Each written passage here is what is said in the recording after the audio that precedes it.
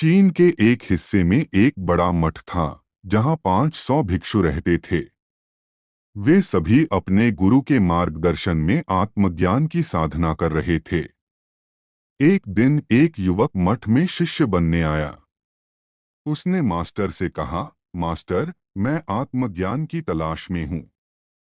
सच जानना चाहता हूँ। मास्टर ने उसे देखा और कहा, सच जानने के लिए तुम्हें अपना पूरा जीवन समर्पित करना होगा। इसमें पूरा जीवन लग सकता है और फिर भी कोई गारंटी नहीं है कि इस जीवन काल में तुम्हें सच का पता लगेगा। क्या तुम इसके लिए तैयार हो? शिष्य ने दृढ़ता से उत्तर दिया, मास्टर, मैं पूरी तरह तैयार हूँ। गुरु ने कहा, अगर ऐसा है तो इस मठ में 500 भिक्षु हैं। तुम उनके लिए चावल कूटने का काम करो। बस सुबह से शाम तक चावल कूटते रहो। जब थक जाओ तो सोने चले जाओ, फिर अगली सुबह फिर से चावल कूटना शुरू कर दो। इसके अलावा कुछ और मत करना और मेरे पास मत आना। जरूरत पड़ने पर मैं खुद तुम्हारे पास आऊंगा। युवक ने गुरु के आदेश का पालन करते हुए चावल कूटना शुरू कर दिया। मठ में 500 शिष्यों के भोजन की व्यवस्था के लिए वह सुबह जल्दी उठता और देर रात तक चावल कूटता रहता। जब थक जाता तो वहीं सो जाता जहां चावल कूटता था। वह किसी से बात नहीं करता और न ही कोई उसके पास आता। कुछ महीनों तक चावल कूटते हुए उसके मन में पुराने विचार आते रहे, लेकिन धीरे धीरे वे विचार मिट गए। कुछ सालों बाद वह अपना नाम तक भूल गया। वह हमेशा चुप रहता और विचारहीन अवस्था में बस चावल कूटता रहता। उसने न तो ध्यान किया और न ही कोई शास्त्र पढ़ा। मठ के बाकी शिष्य उसे मूर्ख समझते थे। इस प्रकार 12 साल बीत गए।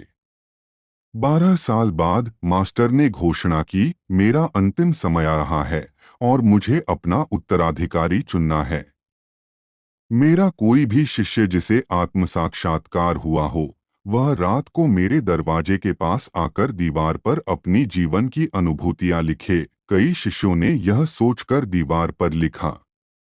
मठ के प्रमुख शिष्यों में से एक, जिसे बौद्ध धर्म ग्रंथों का बहुत ज्ञान था, ने लिखा, मन एक दर्पण की तरह है जिस पर विचारों की धूल जम जाती है। ध्यान से यह धूल हट जाती है और मन का दर्पण साफ हो जाता है।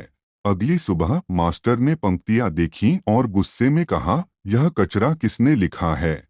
वह शिष्य जिसने लिखा था चुप रहा क्योंकि वह अपने ज्ञान को लेकर अनिश्चित था। गुरु ने पंक्तियों को खारिज कर दिया, जिससे सभी हैरान रह गए। यह घटना मठ में चर्चा का विषय बन गई। चर्चा करते हुए दो शिष्य उस शिष्य के पास से गुजरे जो 12 साल से चावल कूट रहा था। उसकी मुस्कान देखकर उन्होंने पूछा, तुम क्यों हंस रहे हो? उसने जवाब दिया, मास्टर सही कह रहे हैं।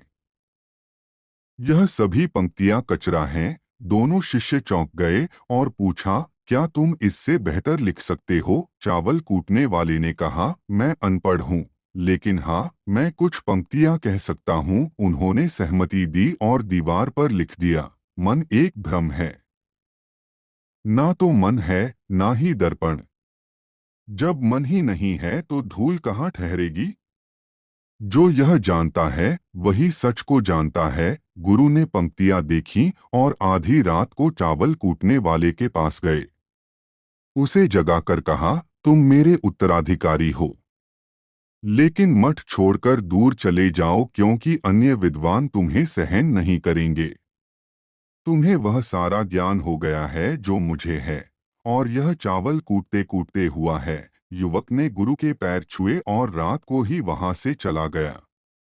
जीवन में ध्यान का अर्थ है हर समय वर्तमान में रहना और विचारहीन होना। ध्यान का मतलब सिर्फ बैठकर ध्यान करना नहीं, बल्कि अपने काम में पूरी तरह से लीन हो जाना है। जैसे चावल कूटने वाले ने आत्मज्ञान प्राप्त किया। अपने काम में इतने मग्न हो जाओ कि वह ध्यान बन जाए। दोस्तों, अगर वीडियो अच्छा लगा हो तो लाइक करें और चैनल को सब्सक्राइब करें। धन्यवाद। नमो बुद्धाय।